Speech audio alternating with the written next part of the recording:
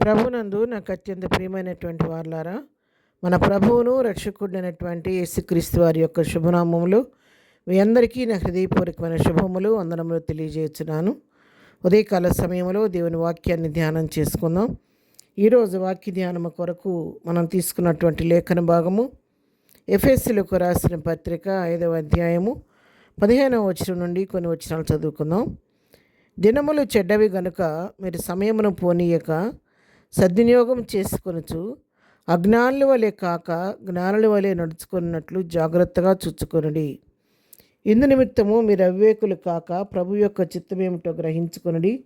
మరియు మద్యముతో మత్తులై ఉండకుడి, దానిలో దుర్వ్యాపారము కలదు, అయితే ఆత్మపూర్ణులై ఉండుడి. ఆమేన్. దేవుడి వాక్యమును దీవించునుగాక.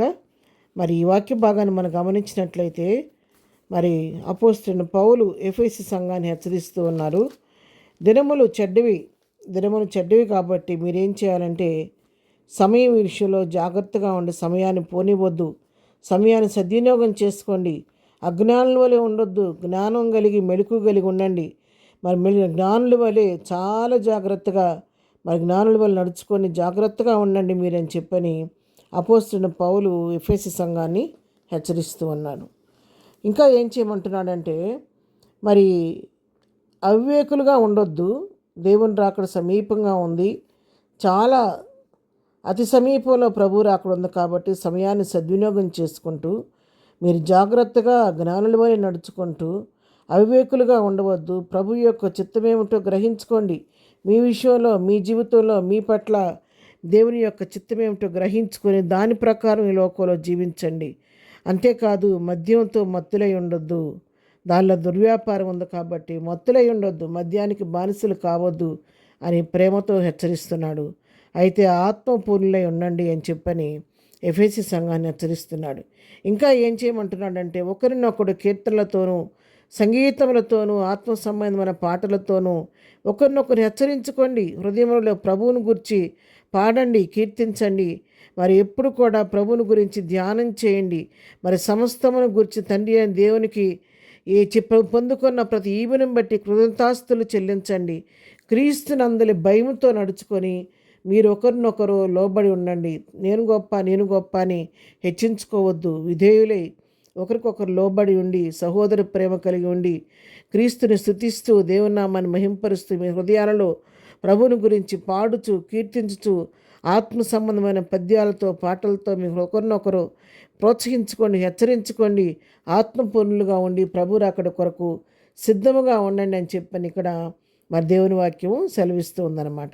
మరి ఇక్కడ కొలస్సీ పత్రికలో కూడా మరి 4వ అధ్యాయం 5వ వచనం చదువుకుంటే సమయం పోనీయక సద్వినియోగం చేసుకొనుచు సంగమునకు వెలుపటి వారి ఎడ్ల జ్ఞానము కలిగి నడుచుకొనుడి. చూసారా, సమయాన్ని సద్వినియోగం చేసుకోవటం మాత్రమే కాదు, సంఘానికి వెలుపటి వారు అనులైన వారితో బహు జ్ఞానం కలిగి మెడుచుకోండి.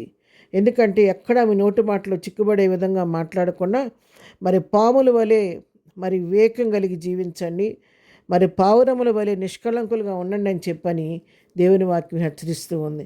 అనుప్రియులారా, భయంకరమైన దినాల్లో, అపాయకరమైన దినాల్లో, చెడ్డ దినాల్లో మనం జీవిస్తున్నాము.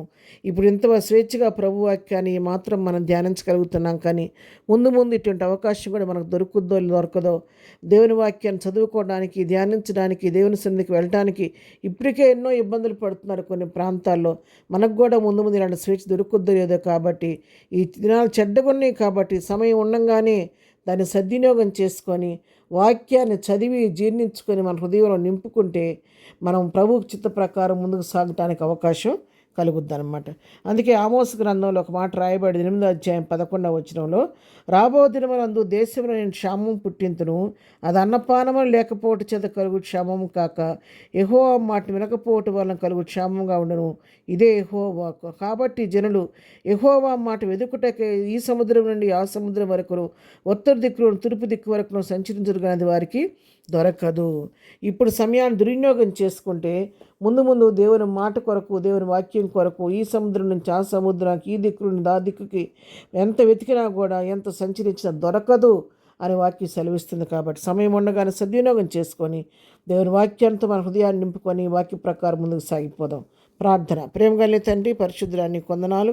ప్రభువా, ఈ దినదీవులతో మనందరిని నింపి నడిపించండి. మేము చేయ పని పట్ల రాకపోకలో తోడుగుండండి. సమయం ఉండగానే దాన్ని సద్వినియోగం చేసుకోవటం మాకు నేర్పించండి. ఈ దినం బర్త్డే మ్యారేజ్ చేసుకుని బిడ్డలను దీవించి ఆశీర్దించి ప్రతి వారు అవసరక్కరు మీ నామంలో తీర్చమని యేసు నామంలో ప్రార్థించడి పొందుకొని ఉన్నాము తండ్రి. ఆమెన్. ప్రభు కృప సదాకాలము మనందరికీ తోడై ఉండి నడిపించును గాక. ఆమెన్.